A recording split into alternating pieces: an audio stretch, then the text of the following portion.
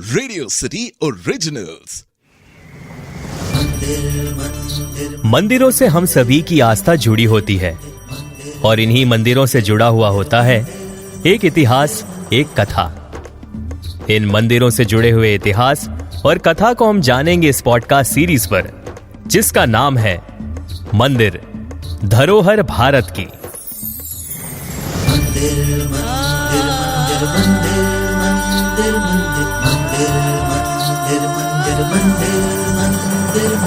आस्था का प्रतीक यही,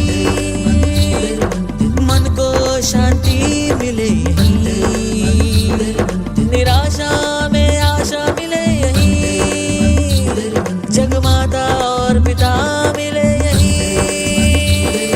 मंदिर धरोहर भारत की, मंदिर धरोहर भारत की।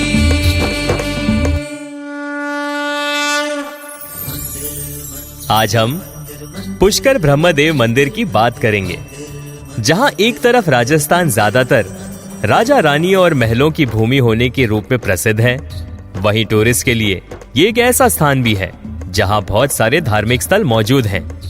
मान्यता है कि पुष्कर को स्वयं सृष्टि के रचयिता ब्रह्मदेव द्वारा निर्मित किया गया था। इस कारणवश यहां धार्मिक महत्व दिखना लाजमी है। पुष्कर में 2000 साल पुराने और 20वीं शताब्दी के बेहद खूबसूरत मंदिर भी देखने को मिलते हैं। जगतपति ब्रह्मा मंदिर या पुष्कर राजस्थान में स्थित ब्रह्मा मंदिर ब्रह्मदेव को समर्पित सबसे प्रसिद्ध हिंदू मंदिर है, जो राजस्थान राज्य में पवित्र पुष्कर झील के करीब स्थित है। भारत में ब्रह्मदेव को समर्पित केवल एकमात्र मंदिर होने के कारणवश ये मंदिर हर साल लाखों तीर्थ यात्रियों को आकर्षित करता है। लाल शिखर और हंस की छवि इस मंदिर के पहचान चिन्ह है। मंदिर के आंतरिक गर्भगृह में ब्रह्मदेव की चतुर्मुखी मूर्ति है। मूल रूप से 14वीं शताब्दी में निर्मित ब्रह्मा मंदिर 2000 साल पुराना माना जाता है। यह मंदिर संगमरमर और पत्थर की पट्टियों से बना है। इसमें एक विशिष्ट लाल शिखर और हंसा पक्षी की आकृति है। मंदिर के गर्भगृह में 4 सिरों वाले ब्रह्मा और उनकी पत्नी गायत्री, वेदों की देवी, की छवि है। मंदिर का संचालन सन्यासी संप्रदाय के पुरोहित वर्ग द्वारा किया जाता है। कार्तिक पूर्णिमा पर ब्रह्मदेव को समर्पित एक त्योहार आयोजित किया जाता है, जिसमें बड़ी संख्या में तीर्थयात्री पवित्र झील में स्नान करने के बाद मंदिर में आते हैं। कहते हैं कि पुष्कर में 500 से अधिक मंदिर हैं, 80 बड़े और शेष छोटे। इनमें से कई प्राचीन हैं, जो मुगल सम्राट औरंगजेब के शासन में 1658 से 1707 के दौरान नष्ट हो गए थे, किंतु बाद में उनका पुनः निर्माण किया गया था। पुष्कर के मंदिरों में सबसे महत्वपूर्ण ब्रह्मदेव का मंदिर है, जो 14वीं शताब्दी का है। ऐसा कहा जाता है कि इस मंदिर का निर्माण ऋषि विश्वामित्र ने ब्रह्मा के यज्ञ अनुष्ठान के बाद किया था। ऐसी मान्यता भी है कि ब्रह्मदेव ने स्वयं अपने मंदिर के लिए स्थान चुना था। 8वीं सदी के हिंदू दार्शनिक आदि शंकराचार्य ने इस मंदिर का जीर्णोद्धार कराया था, जबकि वर्तमान मध्ययुगीन संरचना रतलाम के महाराजा जावत राज के समय की है, जिन्होंने इसकी मरम्मत करवाई थी। हालांकि मूल मंदिर का डिजाइन बरकरार रखा है। हिंदू धर्म ग्रंथ पद्म पुराण के अनुसार ब्रह्मदेव ने राक्षस वज्रनाभ, दूसरे संस्करण में वज्रनाश, उसे अपने बच्चों को मारने और लोगों को परेशान करते हुए देखा था। उन्होंने तुरंत अपने हथियार कमल पुष्प से राक्षस को मार डाला। इस प्रक्रिया में कमल की पंखुड़ियां 3 स्थानों पर जमीन पर गिरी, जिससे 3 झीलें बनी। पुष्कर झील या ज्येष्ठ पुष्कर सबसे बड़ा पहला पुष्कर, मध्य पुष्कर झील यानी मध्य पुष्कर, और कनिष्ठ पुष्कर सबसे निचला या सबसे छोटा पुष्कर। तब ब्रह्मदेव ने मुख्य पुष्कर झील पर यज्ञ करने का निर्णय लिया। राक्षसों के हमले के बिना अपने यज्ञ को शांतिपूर्ण ढंग से करने के लिए उन्होंने पुष्कर के चारों ओर पहाड़ियां बनाई।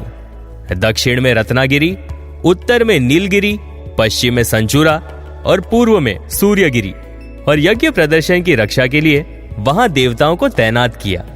हालांकि यज्ञ करते समय उनकी पत्नी सावित्री कुछ संस्करणों में सरस्वती यज्ञ के आवश्यक भाग को पूरा करने के लिए निर्धारित समय पर उपस्थित नहीं हो सकी, क्योंकि वह अपनी साथी देवी लक्ष्मी, पार्वती और इंद्राणी की प्रतीक्षा कर रही थी।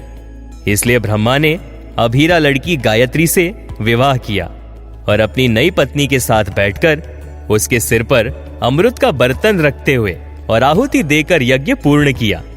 जब सरस्वती अंततः कार्यक्रम स्थल तक पहुंची तो उसने गायत्री को ब्रह्मदेव के बगल में बैठा पाया, जो कि उनका सही स्थान था। उत्तेजित होकर उन्होंने ब्रह्मदेव को श्राप दिया कि उनकी कभी पूजा नहीं की जाएगी, लेकिन फिर उन्होंने पुष्कर में उनकी पूजा की अनुमति देकर श्राप को कम कर दिया। सरस्वती ने इंद्र को युद्ध में आसानी से पराजित होने का श्राप दिया। विष्णु भगवान को मनुष्य के रूप में अपनी पत्नी से वियोग रहने का श्राप दिया। अग्निदेव को, जिन्होंने यज्ञ की पेशकश की, उन्हें सर्वभक्षी होने का श्राप दिया और यज्ञ संचालन करने वाले पुजारियों को गरीब होने का श्राप दिया। यज्ञ की शक्तियों से संपन्न गायत्री ने सरस्वती के श्राप को कमजोर कर दिया। पुष्कर को तीर्थों का राजा होने का आशीर्वाद दिया। इंद्र हमेशा अपना स्वर्ग बनाए रखेंगे। भगवान विष्णु मानव राम के रूप में जन्म लेंगे और अंत में अपने संग के साथ एकजुट होंगे और पुजारी विद्वान और आदरणीय बन जाएंगे। इस प्रकार पुष्कर मंदिर को ब्रह्मदेव को समर्पित एकमात्र मंदिर माना जाता है।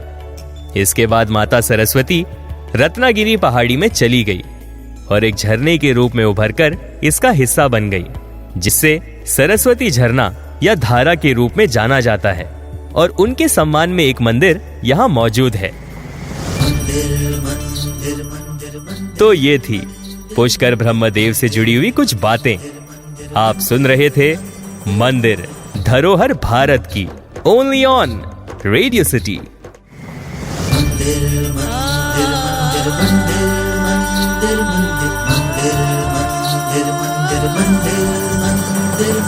आस्था का प्रतीक यही